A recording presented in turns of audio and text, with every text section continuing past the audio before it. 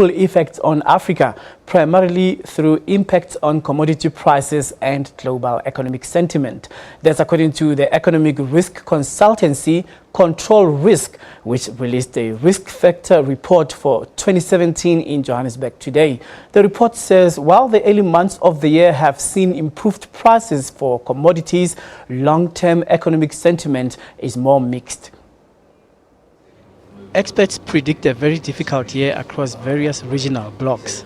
US trade relations, migration into Europe, the debate over Brexit, as well as the ongoing crisis in Syria, all combine to overshadow African issues from the global agenda.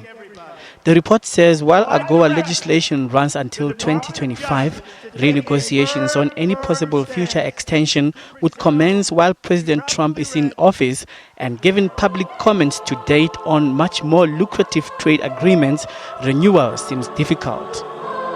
2017 is going to be undoubtedly an extraordinary year.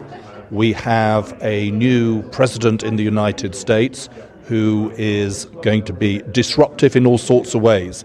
That may turn out to be positive for many aspects of the global economy, or it may turn out to be negative. It's very early to say, but the old rule book has been torn up.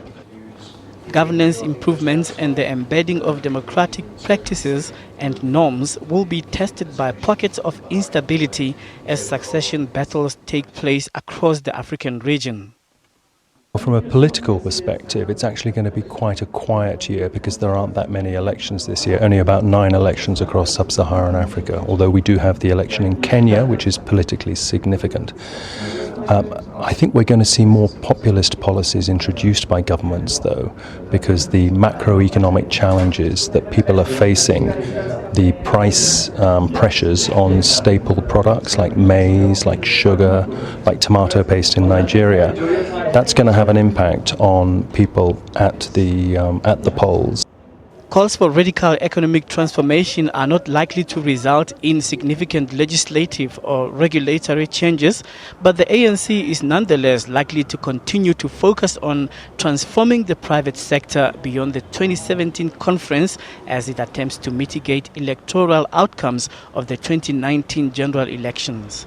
The key risk facing international investors, as well as investors already based in South Africa, is the political instability that's brought about by infighting within the ANC, but more specifically the policy uncertainty that has resulted from this political infighting. We've seen this play out very tangibly in the sort of the energy sector and in the mining sector, and increasingly in the financial sector. And this is going to grow increasingly towards the ANC's December 2017 elective conference. However, then this risk is going to subside beyond that.